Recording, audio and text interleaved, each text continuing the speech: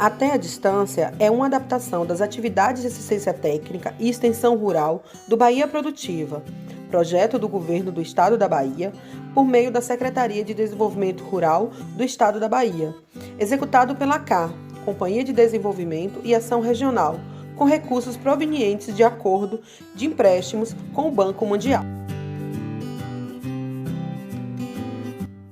Olá turma, tudo bem? Eu sou Gelli, faço parte da equipe de ATER do Instituto Mãe Terra, que atua aqui na Costa do Descobrimento. Na nossa videoaula de hoje, a gente vai falar sobre a economia solidária.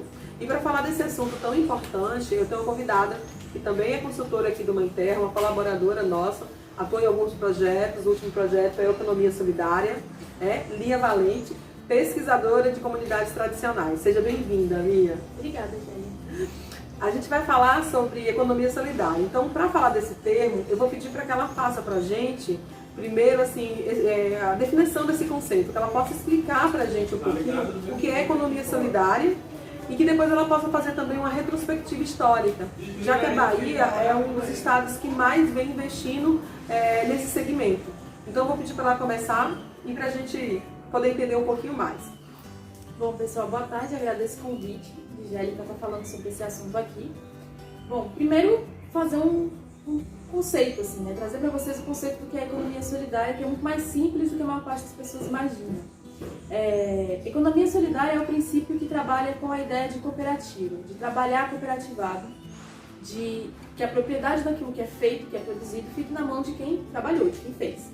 Então, no caso da economia solidária, a lógica que a gente costuma observar em todas as demais relações de trabalho, de produção, ela é invertida. No caso da economia solidária, quem produz fica com a renda e divide isso de forma democrática. Não vou dizer igualitária, porque nem sempre é igualitária. Às vezes as pessoas decidem fazer outras formas de divisão, mas que tem a concordância de todos os participantes. Economia solidária, por pensar em uma outra lógica de produção, de venda e de valorização do produto, ela tem conquistado um espaço que a economia comum, a economia fabril, industrial, ela não alcança. De forma que os produtos da economia solidária, em geral, são produtos que têm uma identidade cultural, que têm uma identidade com o território e que fortalecem comunidades das quais as grandes indústrias não conseguem alcançar. Então, o pequeno produtor encontra na economia solidária uma possibilidade, um nicho de mercado para atuar, encontrando consumidores que querem consumir de forma consciente, consumir não apenas produtos de qualidade, que não estão envolvidos com processos de fabricação que são ultraprocessados. Então, são pessoas que querem consumir um produto que realmente tem assim, cara de roça, cara de terra, e sabe que o lucro, o valor que vai ser recebido por esse produto vai estar na mão do produtor, e não de um grande aglomerado, uma indústria.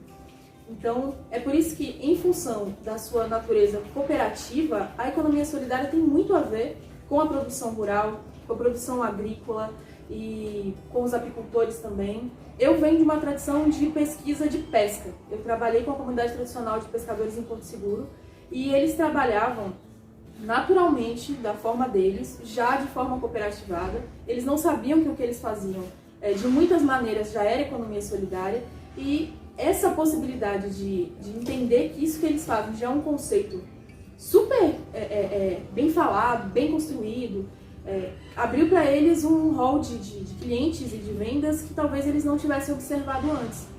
E isso, para mim, fez uma diferença imensa. A gente tomar consciência daquilo que a gente faz ter um valor que é reconhecido, que muitas vezes a gente nem mesmo sabe, É verdade, a gente percebe que ao longo dos anos as pessoas têm dado muita importância de onde vem a história que cada produto traz consigo.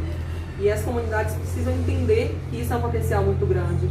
Então, a partir do momento que ela tomar posse daquilo que ela produz e como aquilo ali carrega um valor cultural importante, isso passa também a ter influência no valor daquele produto, passa a agregar valor nesse produto. Eu acho que a economia solidária acaba ajudando nisso, não é isso mesmo? Exatamente, justamente, porque o consumidor comum, o consumidor que sai da sua casa, que vai no mercado fazer a feira do mês, ele vai perceber, com o passar do tempo, que alguns produtos que ele está consumindo ali, por mais que tenham uma embalagem bonita, por mais que tenham um preço acessível, ou teoricamente acessível, não são produtos que guardam aquilo que ele buscava. Por exemplo, o feijão de corda. A gente não vai encontrar isso no mercado comum. Por exemplo, um mel de abelha, aquele de qualidade que a gente coloca nos nossos pratos do café da manhã e nos nossos doces, a gente não encontra no mercado. As geleias, por exemplo, o próprio leite. Então, quando a gente fala de produtos como esses, as pessoas procuram ou entendem que seria melhor alguma coisa o mais natural possível, o menos processado possível. A gente vive numa sociedade que é altamente adoecida em função de todos os processos industriais que são colocados não apenas na produção do alimento in natura, como por exemplo, né, as hortaliças, os vegetais, as frutas, mas também naqueles alimentos que são processados para serem vendidos para a gente dentro dos potes e embalagens. Então as pessoas estão cansadas desse tipo de produto e estão começando a procurar outros produtos alternativos. E em contraponto a isso é importante falar também, a Bahia não tem grandes indústrias alimentícias, né? Nós temos algumas fabricações locais. Então boa parte do nosso alimento vem de outros estados, chega aqui mais caro e não necessariamente com uma qualidade bacana. Então é por isso que o produtor daqui, o produtor local, ele ganha esse consumidor, por quê? Porque eu sou daqui, da mesma terra que você, e estou produzindo um alimento que está chegando para você fresco. Então tudo isso, em especial os peixes nesse caso, eu gosto muito de falar dos peixes, porque tem mercado que tem ousadia de vender pescado que veio de outros estados aqui, sendo que a gente tem uma produção fantástica. Peixe, os ovos de galinha caipira, a gente tem também a própria carne da galinha caipira, que também é algo que é muito procurado, principalmente aqui em Porto Seguro, dentro do nosso território, é uma coisa que é muito procurada. Então, o agricultor entender o potencial que isso tem de venda, que isso tem de mercado, o quanto isso é valorizado também, né?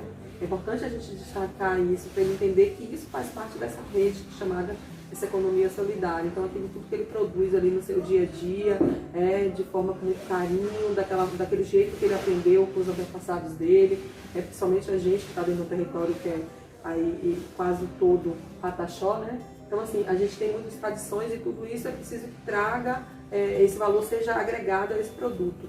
A gente tem duas entidades que trabalham com o artesanato, então, assim, já também exatamente. Tem um destaque ali já da arte, dessa produção, o modo de fazer, o jeito de fazer, esses saberes que eles têm, que é depositado em cada objeto, em cada peça, em cada brinco, em cada pulseira. Então, assim, tudo isso é preciso que eles comecem a também entender isso como um valor importante. Eu acho que é a parte interessante de tudo isso quando a gente conversa, que às vezes quem está lá na ponta, o agricultor, quem faz, ele não entende o valor que isso tem. Ele ainda não acredita naquele potencial que ele tem.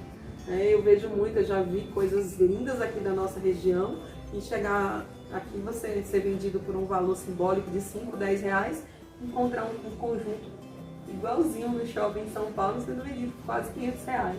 É muito importante você tocar nesse ponto, porque quando eu comecei a trabalhar com comunidade tradicional, a minha família não é de comunidade tradicional. Então eu olhava tudo aquilo com um olhar de encantamento, porque eu estava vindo de fora. Então tem essa relação de autoridade, né? De eu estar vendo uma coisa que a outra pessoa está fazendo e tá vendo o valor naquilo, porque aquilo não é o meu. Aquilo é uma coisa nova para mim, é todo mundo que se abre. Só que a pessoa que produz é o dia a dia dela. Então assim, até essa pessoa perceber que, mas o meu dia a dia aqui, que é o simples, que é o meu arrozinho com feijão aqui, o jeitinho que eu faço, que eu planto a banana, que eu faço doce, é totalmente diferente. É isso que as pessoas querem. Então assim, a gente precisa perceber que o nosso mais simples tem um valor. E aí, nesse caso, eu falo do valor, inclusive, financeiro, que é muito, muito maravilhoso. E aí, assim, tem um ponto que você falou, de dar valor, nesse caso, financeiro, que a gente tem comentado bastante. Algumas pessoas guardam a ideia de que a economia solidária é vender tudo barato. É isso, as pessoas acham que é isso, que a economia solidária tem a ideia de solidariedade no sentido de dar, de entregar, de doação. E a solidariedade que a gente coloca é um termo associado a uma forma de trabalho comunitária, solidária e integrada. Não é solidário porque você vai dar o seu produto ou vai desvalorizar o seu produto, é porque você vai pegar o seu companheiro de produção, vai falar, você faz uma coisa que é importante para mim, eu faço uma coisa que é importante para você. A renda do que a gente fizer no final vai ser compartilhada de forma solidária, de forma justa. A economia solidária é um princípio de justiça, antes de mais nada. Quando a gente fala de justiça, a gente fala justamente disso. De trazer para o produtor e para o consumidor a ideia de esse produto aqui que está sendo trazido, que está sendo produzido, ele tem um valor que você não vai encontrar em outro lugar. Então, até porque, por exemplo, para você fazer um produto agroecológico, a gente sabe que muitas vezes não é de primeira que sai. A gente vai perder, às vezes, uma produção. Às vezes, a gente não tem o transporte para levar o produto até o lugar da venda. Então, a gente sabe que isso vai trazendo algumas perdas que vão ficando pelo caminho. Então isso vai gerar um valor agregado no produto final, naquele que a pessoa consegue comprar, que é o que está dentro da ideia de qualidade, né? Mas as pessoas que estão comprando sabem desse processo, ou estão cada vez mais tomando consciência desse processo. Então a gente não pode ter medo de colocar valor naquilo que a gente faz, porque é sensacional. Até porque não é uma coisa, uma produção fabril comum. Não é uma pessoa que está saindo da sua casa para ir para um local de trabalho outro qualquer, para produzir alguma coisa e voltar para casa. Não, você está ali. Aquele seu produto tem um investimento da sua vida, do seu tempo, da sua história, da sua ancestralidade, daquilo que você ensinou pro seu menino, para sua menina dentro de casa enquanto você fazia. Isso tem um outro valor, tem uma parte simbólica que é muito importante.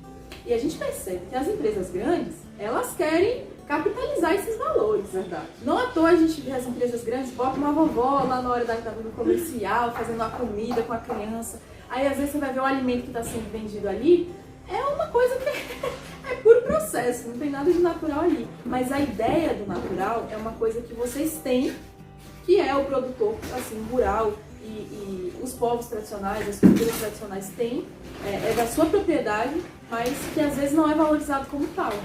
É bem isso mesmo. Então, a gente conseguiu falar um pouco do que é essa economia solidária, Lia, e eu queria também te pedir, porque como eu sei que você pesquisa nessa área, para você fazer uma retrospectiva histórica do que é realmente essa economia solidária para a gente poder entender, já que o conteúdo tá divertido, tá bom. Certo.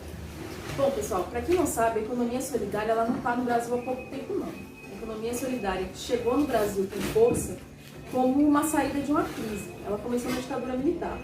Porque na época da ditadura militar nós sofremos uma crise de petróleo muito forte. Então a gente estava numa crescente de industrialização e de repente naquele momento, em função da crise do petróleo, a gente começou a ver uma crise imensa financeira. Então tinha muitos desempregados, tinha muitas pessoas que estavam sem condição de trabalhar, indústrias fechando. E esses trabalhadores, né, dessas fábricas, eles não queriam perder os seus empregos. Então eles se juntaram, perceberam o momento, porque quem está com a mão na massa entende o que está falando. E aí eles se juntaram e falaram, não, a gente vai fazer uma proposta, nós vamos ficar com a fábrica para não deixar a fábrica fechar. E a partir de então, a lógica de funcionamento passou a ser outra, porque o que eles passaram a produzir passou a ser cooperativado, dividido entre eles. E é interessante a gente falar disso, porque olha, a fábrica ela precisava gerar um dinheiro para poder pagar o salário das pessoas, fazer as compras daquilo que era necessário para fabricar o produto e dar o lucro para alguém. Quando você tira da lógica o lucro de alguém, as coisas passam a funcionar de outra maneira muito mais simples. Então a gente percebe que o cooperativismo ele chegou no Brasil numa época de crise para resolver um problema que o sistema, que até hoje está em vigor, causou. E resolveu e está funcionando. E a partir de então as cooperativas começaram a crescer no Brasil, em especial em regiões de baixa industrialização, como é o nosso caso, porque o capital financeiro ele não vai olhar para uma região que ainda não tem, de repente, todas as estradas necessárias, todo o escoamento necessário e falar assim, eu vou botar dinheiro nessa região. Investe. Quem é que faz? É o povo daqui mesmo. Então, assim, a cooperativa ela faz muito sentido. Aí eu falo de cooperativa no sentido de formato de trabalho de economia solidária.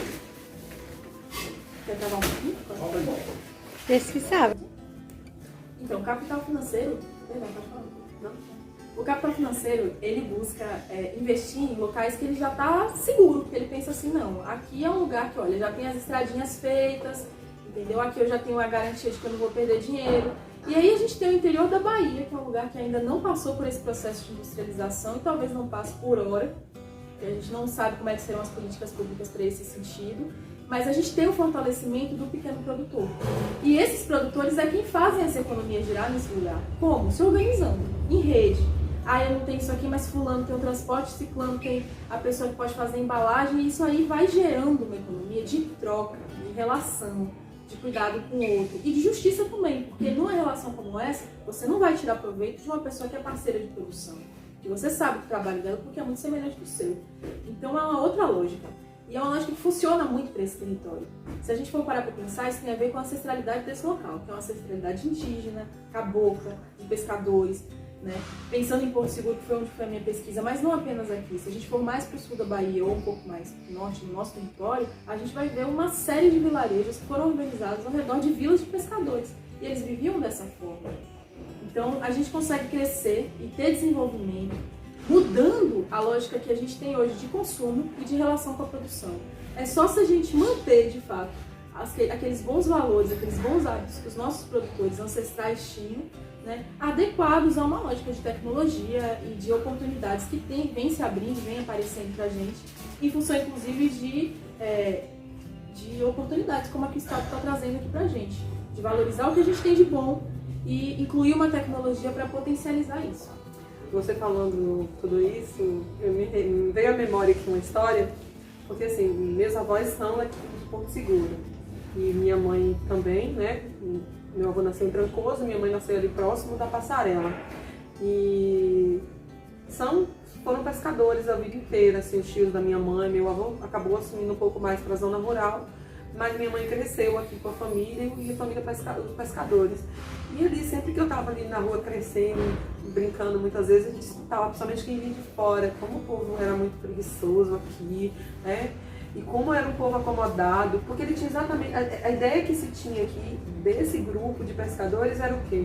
São pessoas que pescavam para aquilo que tinham necessidade, não se estocava e nem se pensavam nesse ganha-ganha que o capital hoje nos impõe, de o tempo inteiro só ter. Então, assim, pescava-se o necessário, o suficiente, tinha-se uma vida muito boa, porque se tinha casa, tinha carro, sempre teve, mas você não se trabalhava o tempo inteiro. Então, assim, meu tio, né, que era muito... ia para o mar, passava determinado tempo no mar, pescava-se o necessário para vir, vender e pronto, e ficava mais em casa 10, 15 dias. E esse tempo que ele ficava em casa, quem muitas vezes vinha de fora achava que era preguiçoso, acomodado. Então, assim, foi se perdendo isso porque quem olhava não entendia por que tinha uma vida tão boa, por quê? E aí as pessoas desejavam o quê? Que você, acho que morresse de trabalhar o tempo inteiro para na velhice você estar sem saúde, sem nenhum tipo de qualidade de vida. Essas comunidades tradicionais, eu acho que o mais importante disso é que elas buscam preservar desde o primeiro momento a qualidade de vida. Sim. Que hoje está muito em destaque, né? Você não precisa pescar mais do que o necessário para você vender e você sobreviver. Né? A gente tem hoje empresas que saem do Japão, que saem de outras regiões da Europa para pescar em alguns litorais e fazem arrastos e levam tudo. Então, assim, não se tem o mesmo pensamento de quem mora num vilarejo, quem mora numa comunidade pequena, que pensa nessa coisa do outro, que tem esse cuidado com o outro. Né? Eu acho que todo esse desenvolvimento que a gente busca, às vezes essa globalização nos atropelou um pouco e a gente perdeu um pouco dessa essência. E é muito bacana a gente poder discutir isso e de falar como isso é importante, você preservar principalmente a vida, a qualidade de vida. Com certeza. Como a gente estava conversando, uma parte que eu acho importante a gente comentar é falar sobre essa ideia que muitas pessoas colocam sobre o trabalhador rural, sobre o pescador, sobre as comunidades tradicionais, de uma relação abusiva e exploratória do trabalho, que as pessoas trazem na cabeça delas e elas acham que isso é o certo. Aí o que acontece? Chega e se depara com uma comunidade que vive de maneira sustentável, que é o quê? O trabalho não é toda a vida dessa pessoa, o trabalho faz parte da vida dessa pessoa, integra a rotina dela, junto com as outras atividades que tem a ver com a família, tem a ver com as suas relações sociais. Gosto muito de usar, por exemplo, as marisqueiras, porque elas trabalham, tem a lida delas do dia a dia, que não é fácil, não é pouca coisa, mas elas têm a cultura do samba de roda, né, de estar ali trabalhando, né, com a coletividade e fortalecendo essas relações sociais. E o problema é que, enquanto a gente não coloca isso no centro das nossas vidas, a gente não dá sentido para os nossos afazeres. Né? A gente coloca o trabalho como o centro de tudo. E o resto, não é mesmo? Então, aquele nosso trabalho, ele não vai estar só carregado no nosso tempo, ele vai estar carregado de toda a nossa vida. Então, a gente precisa começar a combater a ideia a pessoa que não trabalha 8, 12 horas por dia, ela é preguiçosa. É o contrário, na verdade. A pessoa que não trabalha 8, 12 horas por dia é uma pessoa que vai viver mais tempo, com mais saúde, entendeu? Vai ter uma relação com a sua família possivelmente melhor, vai ter condição de vivenciar o crescimento dos seus filhos, vai ver o envelhecimento dos nossos pais, dos nossos avós, de forma saudável. E isso é uma coisa que precisa estar valorizada. E quando a gente fala de economia solidária, a gente fala de inverter lógicas. Né? E a lógica do mercado de capital, por exemplo, é de exploração, é uma lógica de escassez, de falta. Tanto que não importa o quanto a pessoa trabalha, o quanto ela alcance, o quanto ela tenha, nunca é o suficiente. Por quê? Porque quando ela finalmente compra um carro, no ano seguinte já lançou o melhor. E aquele que você tinha já perdeu praticamente todo o valor. Exatamente isso. Então, assim, a gente precisa inverter essa lógica. Não, eu não preciso ter um carro exatamente desse ano. O carro que eu tenho me serve. Serve a minha família, serve os meus afazeres, facilita as minhas tarefas, ele é o suficiente. Então, quando já ele fala, poxa, eu tinha um tio que trabalhava e ele ficava X dias no mar e ele voltava e ficava um tempão sem ir pro mar, mas aquilo era o suficiente. É a lógica da abundância. Ele trabalhava para aquilo que ele precisava e nunca faltava. E quando ele estava em casa, normalmente ele tinha uma rede para consertar, uma rede para fazer, uma rede para vender. Não é que ele deixava de fazer, ele deixava de estar exatamente pescando. Mas ele tinha outras atividades que ele precisava desenvolver e que ele desenvolvia naquele período que ele estava em casa. Exatamente. Entendeu?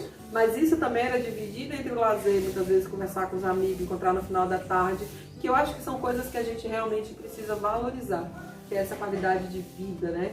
Que é esse contato com o ser humano, é esse respeito ao outro, Se a gente não tiver tempo realmente para sentar, para tomar um café, para conversar, para dar risada, que tipo de importância a gente vai ter na vida? O que a gente vai ser na vida, né? Exato. Então, assim, é preciso que a gente realmente traga isso, esses valores como um valor fundamental e essencial.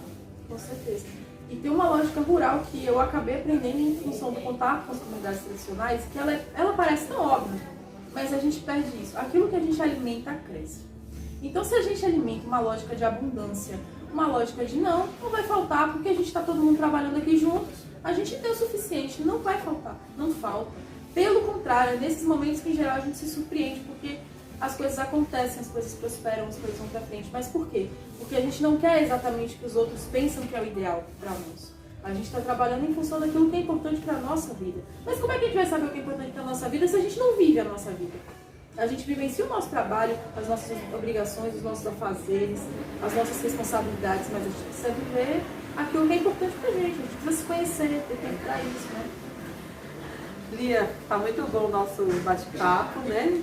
Mas eu queria que você finalizasse pra gente, na verdade, para quem está em casa, para quem vai nos ouvir aí, para os nossos beneficiários, destacando o porquê que a economia solidária é tão importante para esse território, porque é tão importante eles reconhecerem essa rede de economia solidária que a gente tem se criado aqui no estado da Bahia, aqui dentro de Porto Seguro, dentro do nosso território, Costa do Descobrimento, né? Importância para esse território, se realmente essa economia solidária faz sentido para esse povo que está nos ouvindo. Certo. Eu vou trazer um dado que sempre quando eu falo sobre isso as pessoas ficam surpresas. Se a gente for parar para pensar no sentido de investimento do governo federal no nosso território, nos últimos 100 anos, a gente vai ter 3 ou 4 exemplos apenas. A maior parte deles concentrado, por exemplo, na questão das estradas. Então, eu queria falar para vocês o seguinte: quem sempre fez e como sempre fez as coisas acontecerem nesse território? Os produtores rurais, as comunidades tradicionais. E eles têm essa lógica intrínseca.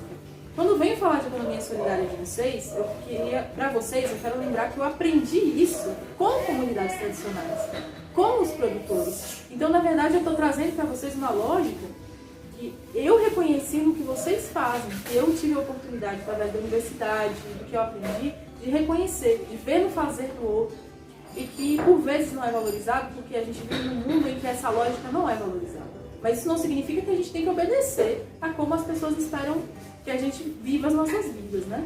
Então, a economia solidária é muito importante porque é a forma. Quando a gente fala de economia solidária, não é uma alternativa. A economia solidária é como as coisas se fazem em territórios como o nosso. Nós não temos esse investimento, a gente não tem mercado financeiro, a gente não tem esse olhar industrial para as nossas coisas. Então a gente precisa tratar disso como uma oportunidade para fazer crescer o que sempre foi feito, dando espaço para novas tecnologias, para novas formas de vender, novas formas de olhar. E com isso a gente conseguir valorizar o que já sempre foi feito. Então é por isso que eu acho que é importante. Certo, pessoal? Então, assim, para finalizar, eu queria falar com vocês um pouco sobre a questão da venda. Eu queria trazer uma reflexão para os produtores, para que eles parem um instantinho, depois de terminar de fazer esse vídeo, e comecem a pensar sobre o que vocês vendem, né? Porque às vezes a gente para pensar, que a gente vende, por exemplo, eu vendo mel, eu vendo leite, eu vendo peixe, eu vendo artesanato.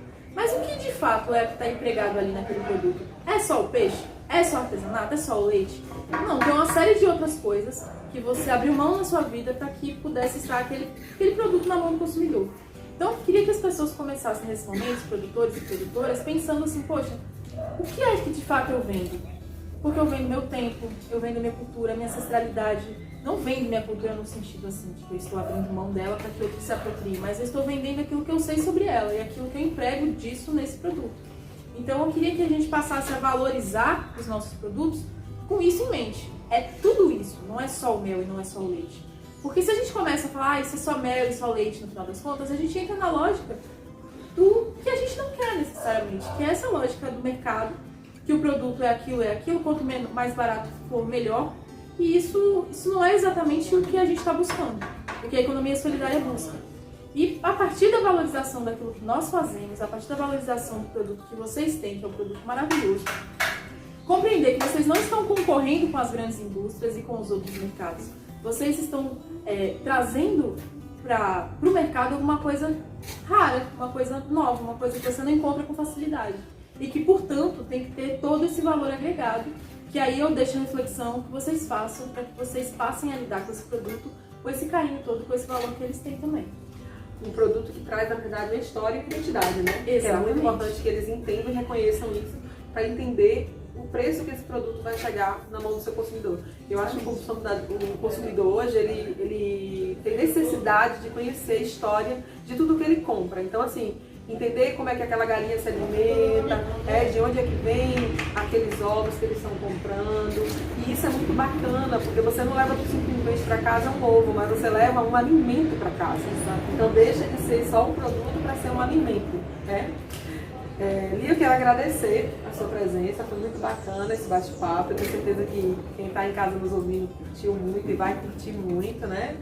Então, assim, em nome da equipe de ATEC, do Instituto, muito obrigada, valeu, viu? Foi uma experiência muito bacana. Eu fico muito grata, fico feliz de colaborar e espero que vocês todos aproveitem bastante esse vídeo.